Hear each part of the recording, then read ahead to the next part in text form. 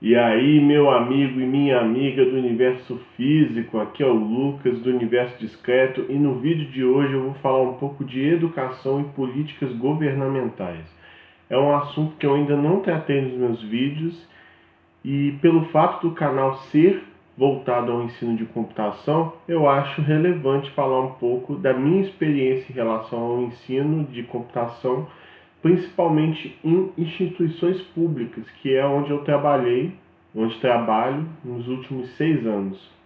Então, como eu já estou dizendo aqui, eu sou professor de computação do Instituto Federal do Sudeste de Minas, campus Rio Pomba, já vai completar 6 anos. Eu iniciei lá em 2012 e eu já assumi funções de ensino, de pesquisa, de coordenação de curso, e várias outras coisas aí. E muito do que a gente faz, muito do que o corpo docente faz, o que os discentes desenvolvem, os alunos, essas informações nem sempre chegam aos olhos e ouvidos de toda a sociedade. Então, nesse vídeo eu queria falar um pouco sobre essa rede federal de ensino, sobre o que fazemos e a importância dela aí. Acho importante divulgar isso. Um ponto que é bastante discutido quando a gente fala de políticas públicas, inevitavelmente, são as privatizações. Até no momento atual é um assunto que é bastante discutido. Tem muita gente que fala, tem que privatizar tudo mesmo, nada funciona. E tem gente que fala, não, mas não pode privatizar tudo, é ruim para a população, você vai dificultar o acesso, blá blá blá. Eu não vou ser capaz de dizer o que é melhor em todos os aspectos da sociedade. O que eu posso falar um pouco é sobre esse assunto na rede federal de ensino, que é onde eu trabalho. Na teoria, você poderia ter uma sociedade que todos os serviços públicos são privatizados, absolutamente tudo, se a população sempre tiver poder de compra, ou seja, ela sempre ser capaz de usufruir desses serviços sem passar necessidade. Então, esse é um modelo que, a princípio, é possível. Da mesma forma, também é possível imaginar um outro modelo onde os impostos financiam todos os serviços públicos e qualquer pessoa pode usar esses serviços gratuitamente, entre aspas. Então, não necessariamente existe um modelo certo ou errado. O que existe são dois modelos que podem ser implementados de maneira correta e podem ser implementados de maneira muito ruim também. Em relação a isso tudo, eu gosto de sempre analisar as coisas com meios termos. Independente de você gostar ou não de governo X ou Y, muita coisa foi feita nas últimas décadas e devemos aprender com o que deu certo e com o que não deu certo.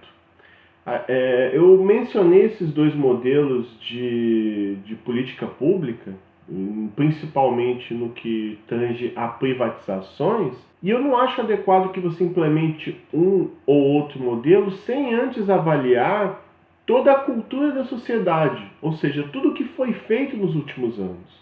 Fazendo uma analogia muito fraquinha, mas que ajuda a ilustrar meu ponto, imagina que você é um técnico de um time de futebol sem atacantes. Você não vai querer jogar no 4-2-3, pois você não tem atacantes que dê suporte a esse esquema. Da mesma maneira, implantar uma política, implantar um modelo de sociedade que vai contra tudo que a sociedade desenvolveu, que vai contra a nossa cultura, pode também gerar resultados muito ruins. Então, vocês já devem imaginar aonde que eu estou querendo chegar discutindo esses assuntos. Eu vejo com muito receio o assunto privatizações quando a gente fala do ensino público, principalmente da rede federal de ensino e até do aspecto da ciência. O Pirula já fez um vídeo falando os motivos pelos quais ele acredita que o Estado deve financiar pesquisa e tecnologia, principalmente por conta da ciência de base. E a minha opinião é bastante próxima ao que ele descreve. Eu vou até deixar o link do vídeo aí para vocês assistirem. E, enfim, pela atual conjuntura do país, pela cultura desenvolvida ao longo de 500 anos da nossa história, pela minha experiência de 6 anos na rede federal de ensino, eu sou contra a privatização das mesmas. Eu acredito que o que a gente desenvolveu dentro da rede federal de ensino tem muita coisa boa, tem muito aspecto positivo e que pode ser melhorado. A gente não precisa se desfazer de algo que tem resultados bastante interessantes. Eu vou até falar um pouquinho de que resultados interessantes são esses que eu estou tratando. Mas para isso a gente primeiro tem que entender o que é a Rede Federal de Ensino, que é um dos focos desse vídeo. A Rede Federal de Educação Profissional e Tecnológica é composta por 38 institutos federais de educação, ciência e tecnologia, os famosos IFETs. Muito provavelmente na sua região deve existir algum IFET, algum campus próximo, independente do estado da federação que você mora. Existem institutos federais em todos os estados do nosso país, totalizando 644 campi em funcionamento. Essas informações estão no site da Rede Federal vinculado ao MEC. E esses institutos federais, eles oferecem cursos de qualificação, ensino médio integrado, ou seja, você estuda matemática, português, física, junto com disciplinas de curso técnico à sua escolha, que podem ser de informática, podem ser de áreas agrárias, podem ser até de disciplinas vinculadas a algum tipo de engenharia. Então você começa rede hoteleira, então você faz o ensino médio integrado a algum curso técnico. Você tem cursos superiores de tecnologia, que são os famosos tecnólogos, que são considerados cursos superiores. O diploma tem validade de graduação de nível superior. As licenciaturas, cursos de pós-graduação e por aí vai. Além dos institutos federais, também existem algumas instituições que fazem parte da rede, mas não são instituto. São órgãos que não aderiram a esse plano, mas que também oferecem educação profissional em todos os níveis. É o caso de dois Cefets. Cefets são Centros Federais de Educação Tecnológica, um no Rio de Janeiro e outro em Minas Gerais. Você também tem as escolas técnicas vinculadas às universidades federais. É o caso, por exemplo, do Coltec, que é associado ao FMG e que a Virgínia Mota, do canal Beat de Prosa, ela é professora lá. Também é parte da Rede Federal de Ensino. Também tem a Universidade Federal Tecnológica do Paraná e o Colégio Pedro II, no Rio de Janeiro.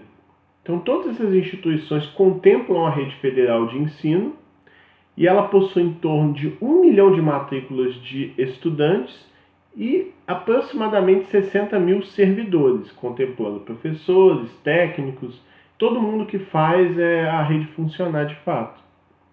Todos esses dados que eu falei estão no site do MEC, eu vou deixar na descrição aí para vocês darem uma olhada. Então, como vocês podem ver, a rede federal é bastante grande, ela oferece bastante curso gratuitamente. Inclusive, até abrindo um parêntese rápido nessa discussão, acho importante tratar isso daqui, porque é uma dúvida muito comum. Existe diferença entre Universidade Federal e Instituto Federal? O que elas têm em comum? O que elas têm de diferente? O que elas se alimentam? Blá, blá, blá. Então, vamos discutir um pouquinho a diferença entre as duas. A Universidade Federal ela possui como foco ofertar ensino superior público e gratuito à população, além de realizar pesquisa e projetos de extensão. Deixo bem claro que quando eu falo ensino superior, eu estou falando em nível de graduação e em nível de pós-graduação. Então, o foco da Universidade Federal é ofertar cursos para o nível superior de graduação e pós-graduação.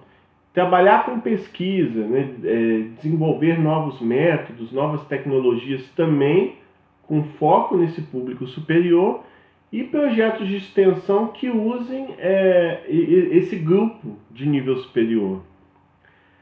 As universidades federais se apresentam nacionalmente com pelo menos uma UF em cada estado e no Distrito Federal. Os institutos federais, por sua vez, eles são mais especializados na oferta de educação profissional e tecnológica, sobretudo para capacitar alunos no desenvolvimento de soluções técnicas e tecnológicas. estendendo os benefícios para toda a sociedade. Então você já não tem mais o pleno foco no superior, você tem um foco mais pleno em profissional técnico, em profissional da parte tecnológica, ensino médio com matérias integradas a um curso técnico. Por exemplo, você faz uma disciplina de matemática e junto com essa matemática você estuda uma disciplina de programação e uma acaba reforçando a outra. É a famosa formação omnidirecional. E até por isso, no caso dos IFETs, os institutos federais, metade das vagas são reservadas à oferta de curso técnico de ensino médio, em especial de currículo integrado. Isso significa, Lucas, que os institutos federais não podem ofertar curso superior? Na verdade, eles podem sim. Só que o destaque dos cursos superiores são maiores para cursos de tecnologia, os famosos tecnólogos, e licenciatura. Então, até os cursos de nível superior dos IFETs, eles têm uma proposta mais técnica, uma proposta de formação de profissionais, no caso da licenciatura, pessoas que vão trabalhar com ensino, no caso do tecnológico, uma mão de obra que vai fazer um curso de um período, um curso de menor duração e já ir para o mercado de trabalho. E também nos IFETs existem as atividades de pesquisa e extensão para esse público de alunos. Então, fazendo uma análise bem superficial, o foco da Universidade Federal é muito mais acadêmico. É uma proposta muito mais voltada para o nível superior, enquanto o Instituto Federal está preocupado com o nível mais técnico, mais profissional, mais do dia a dia do mercado. No entanto, isso não significa que os cursos de um sejam completamente diferentes do outro. Por exemplo, onde eu trabalho existe um bacharelado em ciência da computação. O curso de ciência da computação que o pessoal vê no IFET é a mesma ementa do que ele vê na Universidade Federal. Então, em alguns momentos, você vai ver interseção, você vai ver coisas em comum nos IFETs e também nas universidades federais. Só que você também tem as diferenças que eu destaquei. Você não vai ver um ensino médio na Universidade Federal e dificilmente você vai ver mestrado e doutorado acadêmico no IFET. Então, note que as instituições, elas não competem uma com a outra. Elas são até, inclusive, complementares. Elas têm alguma interseção, em alguns pontos elas conversam e elas acabam sendo complementares. E como assim complementares? É porque, por exemplo, um aluno que quer fazer computação, eu vou falar de computação que é onde eu tenho maior domínio.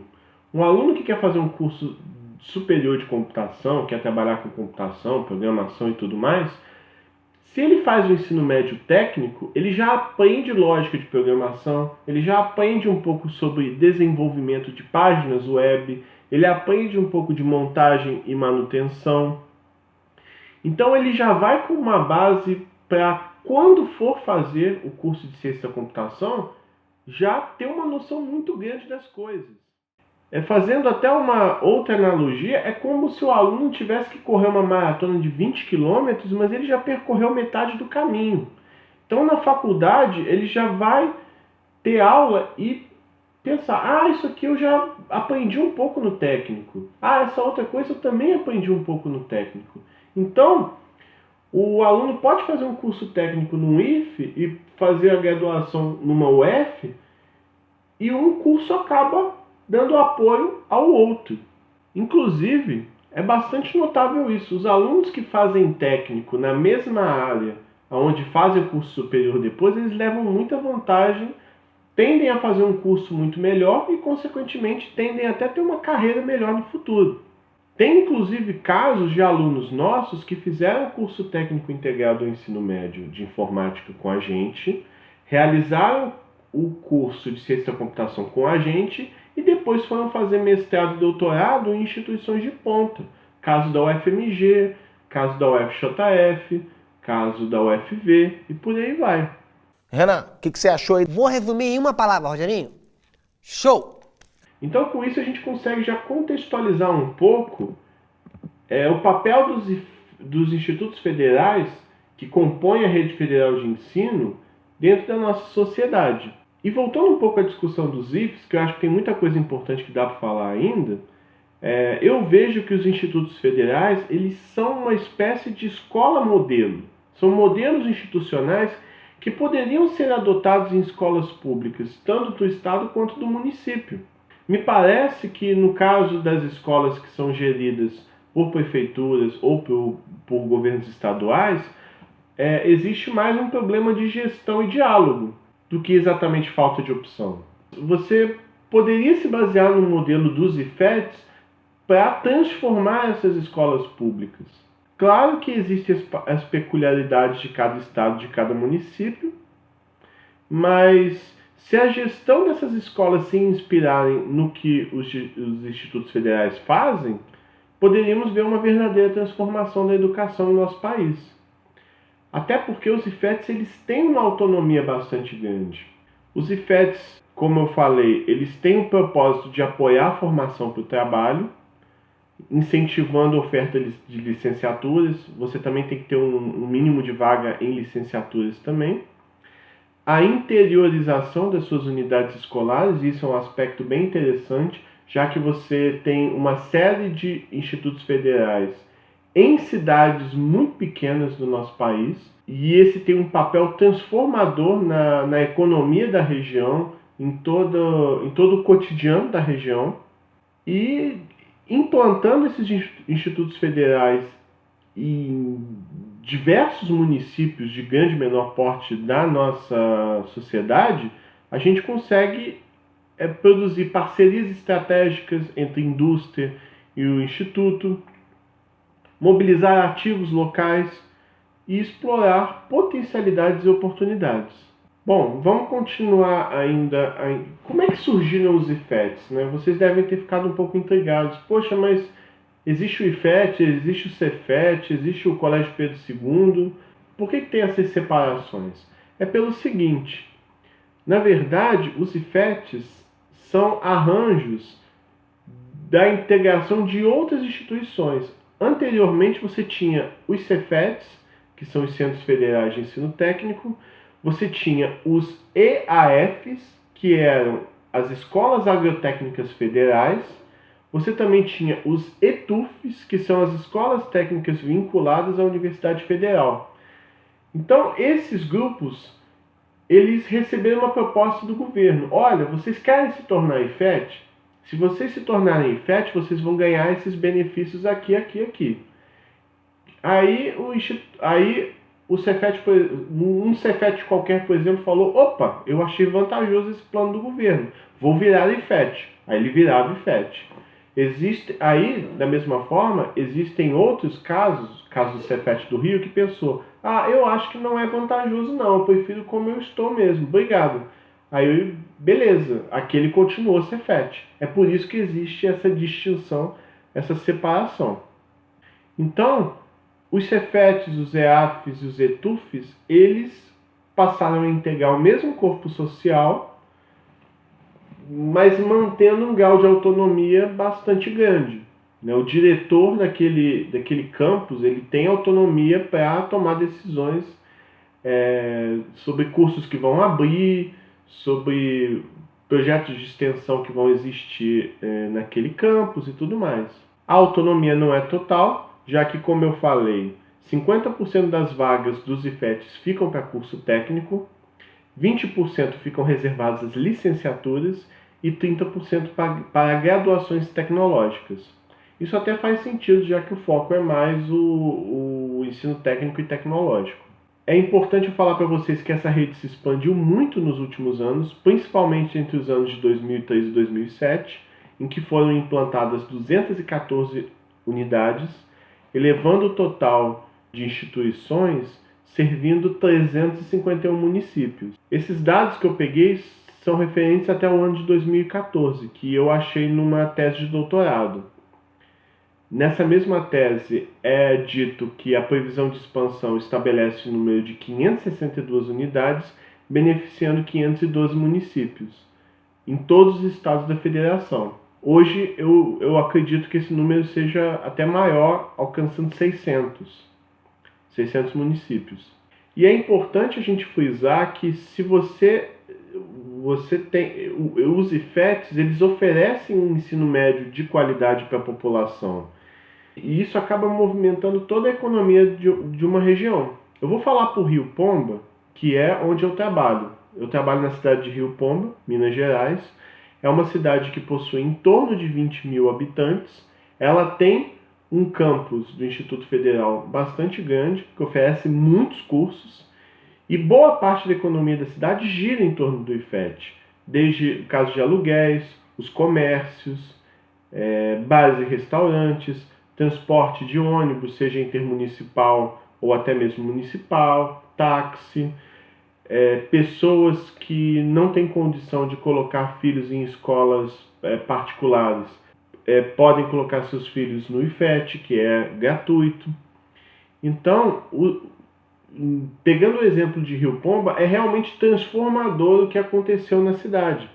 Outro ponto é que o fato de ser um ensino público, em que os professores são aprovados em concursos com salários mais competitivos do que tipicamente vemos no ensino municipal e no ensino estadual, isso acaba sendo um atrativo muito grande para trazer educadores mais capacitados. E eu imagino que as cidades do interior que implantaram essas instituições técnicas também desfrutam dos mesmos benefícios. Basicamente, então, o modelo dos IFETs é uma das situações em que eu vejo os nossos impostos trazerem benefícios muito grandes para a população, principalmente em cidades de pequeno e médio porte. Pelos dados que eu peguei na mesma tese, que eu vou deixar na descrição do vídeo, o maior número de unidades de institutos federais previstas e instaladas, essas unidades estão na região Nordeste, com 194 unidades, e o menor número na região Norte, com 53. Então, mesmo esses estados, essas regiões, quer dizer, elas estão sendo contempladas nesse programa. Para quem viveu alguns anos atrás, ou ainda vive aquele dilema de ter que estudar muito longe da família, que é bastante comum, muita gente saía de cidades do interior para ir estudar numa universidade federal muito distante, tendo que lidar com transporte caro, carona, dificuldade para se comunicar com os pais. Os IFETs ajudaram muito a amenizar esse dilema, pois foram implantados tantas dessas instituições em cidades de 50 mil habitantes, ou 20 mil habitantes, ou até menos, que é a política de interiorização que eu estou me referindo a vocês. Isso ajudou a amenizar muito esses problemas. Pegando os dados aqui, 187 campi foram instalados em municípios com menos de 50 mil habitantes. E destes 52 unidades escolares foram implantadas em municípios com população inferior a 20 mil habitantes. Então, essas cidades e as cidades vizinhas se beneficiam muito da implantação desses institutos. Lembrando que os dados são de 2014, então eu acredito que hoje os números sejam até maiores. No entanto, claro que nem tudo isso é perfeito. Um ponto que vale destaque é que existe uma ausência de esforços no sentido de avaliar a implantação dessas políticas públicas, ou seja, falta ainda mecanismos mais institucionalizados para você avaliar a qualidade e o desenvolvimento desses campos. Isso é uma coisa que tenta se fazer, mas ainda não existe em sua plenitude. E a avaliação dessa política pública permitiria formar juízos de valor sobre seu alcance, propor medidas para correção de rumos, propor soluções para problemas que existem, ou seja, melhorar o que está aí, o que está ajudando.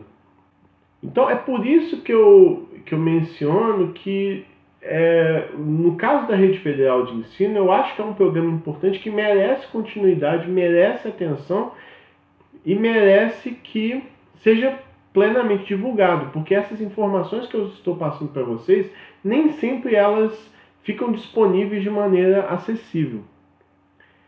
E para concluir esse vídeo, que já deve estar um pouco grandinho, eu queria falar um pouquinho das atividades que desenvolvemos em nosso departamento, que é um departamento de computação, para ilustrar o trabalho que os docentes fazem no Instituto Federal. São projetos de pesquisa, são projetos de ensino, são projetos de extensão. Um primeiro projeto bastante interessante que existe no instituto que eu trabalho é o Programa de Educação Tutorial, conhecido como PET, que é um grupo formado por é um programa formado por estudantes com a tutoria de um professor, organizado a partir de estudantes de graduação, com o princípio de fornecer atividades de ensino, pesquisa e extensão. Então os PETs, os alunos, junto com o professor, eles desenvolvem trabalhos para ensino, para pesquisa e para extensão. E muitos projetos legais são desenvolvidos no âmbito desse programa. No caso do nosso campus, o responsável é o professor Alex Fernandes. E eles desenvolvem sites institucionais para todo o campus. Então eles desenvolvem sistemas que ajudam a divulgar informação, a centralizar a informação de maneira precisa para toda a sociedade. Eles estudam ferramentas relacionadas a IA e singularidade tecnológica, projetos que usam realidade virtual e até mesmo inclusão digital e reforço escolar em uma escola municipal da região. Eu vou deixar o link do site deles, eles têm uma série de projetos bastante legais. Outro projeto bastante interessante desenvolvido dentro do meu departamento chama-se Café com Inglês, que é do professor Wellington Moreira. O objetivo do Café com Inglês é ampliar a prática do inglês, tanto para o mercado de trabalho como para a vida acadêmica. São encontros que o professor Wellington e as pessoas que participam desse projeto de extensão gratuitamente. Você só precisa se inscrever para participar e você fica treinando a fala, fica treinando a conversação de uma maneira interessante, sem muita teoria, sem muita chatice, porque a coisa é bastante dinâmica, você vai aprendendo à medida que dialoga com as pessoas. Eu nem preciso dizer o quão importante é saber inglês hoje em dia. Eu também tenho alguns projetos meus que eu gostaria muito de falar nesse vídeo, mas eu não vou discutir agora porque ele já está longo e eu queria fazer vídeo para cada projeto meu em separado, que eu acho mais interessante fazer isso. Eu espero que essa visão geral que eu estou apresentando para vocês tenha despertado sua curiosidade sobre a Rede Federal de Ensino. Eu ainda vou falar bastante sobre ela, sobre outros projetos que são desenvolvidos. A rede é bastante grande. E não deixe de curtir, compartilhar, se inscrever no canal. Eu espero você no próximo vídeo. Valeu e até a próxima!